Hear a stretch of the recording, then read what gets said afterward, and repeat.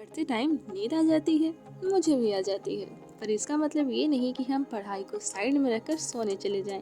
कुछ ऐसे टिप्स हैं जिन्हें आप फॉलो करेंगे तो पढ़ते टाइम आपको जो नींद आती है उसमें थोड़ी कमी आप कर सकते हैं और अपनी पढ़ाई को काफ़ी देर तक कंटिन्यू कर सकते हैं। तो चलिए बिना देरी किए हम जानते हैं कुछ ऐसे टिप्स जिन्हें फॉलो करके आप अपनी नींद पर कंट्रोल कर सकते हैं। सबसे पहली बात, ना ही आपको सुबह उठते ही पढ़ने बैठ जाना है और ना ही रात को लेट सोने के टाइम पर पढ़ने बैठना है।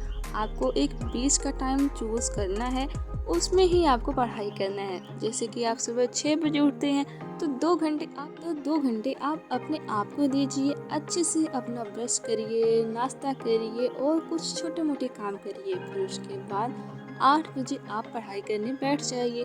और ऐसा नहीं है कि लगातार आपको काफ़ी देर तक पढ़ाई करना है, नहीं, बीच बीच में आपको उठना है, टहलना है, बोल बोल कर पढ़ाई करनी है, जिससे आप बोर भी नहीं होंगे और काफ़ी देर तक आप पढ़ भी सकते हैं। फिर इसके बाद आप थोड़ा सा गैप लीजिए, नहाइए, खाना खाइए, थोड़ा सा टहल कर आइए बाहर और अपने माइंड को फ्रेश करिए। फिर इसके बाद आप फिर दोपहर में पढ़ाई करने के लिए बैठ जाइए और फिर वही पहले वाला रूटीन फॉलो करना है। कुछ देर बैठकर पढ़ना है, कुछ देर चलते हुए पढ़ना है, कुछ देर बोलते हुए पढ़ना है, कुछ देर लिखते हुए पढ़ना है। अपने आप को जब आप ऐसे कई तरीकों से बिजी रखेंगे तो आप बोर फील नहीं करेंगे। और जब आप बोर फील नहीं करेंगे तो आप अपनी पढ़ाई को काफ़ी देर तक कंटिन्यू कर सकते हैं। फिर ऐसे ही आप शाम को पढ़िए, फिर कुछ देर रात को पढ़िए। ऐसे छोटे छोटे अंतराल में जब आप पढ़ेंगे तो आप बोर नहीं होंगे और आपकी पढ़ाई भी काफ़ी देर तक हो पाएगी और आप बिना सोए पढ़ सकते हैं काफ़ी देर तक। दूसरी बात, आपको अपने इन्वायरमेंट का काफ़ी अच्छा ख्याल रखना होगा। ऐसा नहीं है कि आप ऐसी जगह पढ़ाई करने बैठते हैं जहां आपकी पूरी फैमिली भी बैठती होगी, तो आपका ध्यान पढ़ाई से हटकर उनकी बातों में चला जाएगा। फिर आप पढ़ाई में फोकस नहीं कर पाएंगे। फिर जब पढ़ने बैठेंगे तो आपको बोरियत महसूस होगी और आपका टाइम भी वेस्ट होगा। आप पढ़ने के लिए एक ऐसा कमरा चूज करिए जहाँ पर लोगों की शोर शराबे से आप दूर रहें।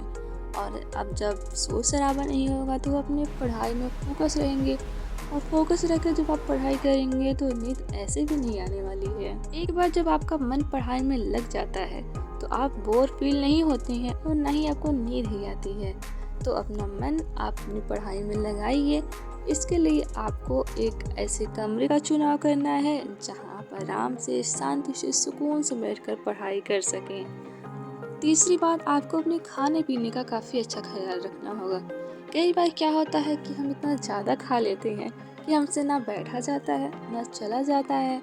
तो ऐसे में आपको ओपन फील होने लगती है और आपको लगता है कि चलो यार छोड़ो, जाकर सो जाते हैं, थोड़ा रेस्ट करेंगे तो फिर उसके बाद उठेंगे तो पढ़ाई अच्छे से कर पाएंगे। नहीं, ऐसा इसलिए हो रहा है क्योंकि आपने ज़्यादा खाना खा लिया है, कुछ ऐसा खा लिया है जो आपको बोरियत महसूस करा रहा है। आपको ऐसा खाना खाना है जो आपको फ्रेश फील कराए, आपको उसे खाने के बाद हैवी ना फील हो, आपको एकदम तरोताज़ा महसूस हो। इसके लिए हल्का खाना खाइए, हेल्दी खाना खाइए और जो भी खाइए लिमिट में खाइए। इन सब के अलावा बहुत सारे ऐसे फैक्टर होते हैं जैसे कमरे की लाइट, आपका एनवायरनमेंट, आपका रूम, आपका बेड।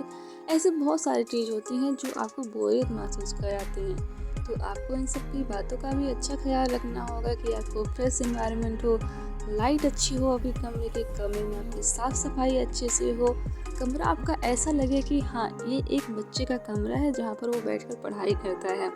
तो जब अच्छा इन्वायरमेंट होगा, कमरा, लाइट सब कुछ अच्छा होगा तो आप ऐसे ही बोर नहीं फील होंगे और ना ही आपको नींद आएगी। देखो, नींद को भगाने का कोई रामबाण तरीका नहीं है, लेकिन अगर आप छोटी छोटी बातों का ध्यान रखते हैं तो आप ज़रूर से अपनी पढ़ाई में फोकस रह सकते हैं।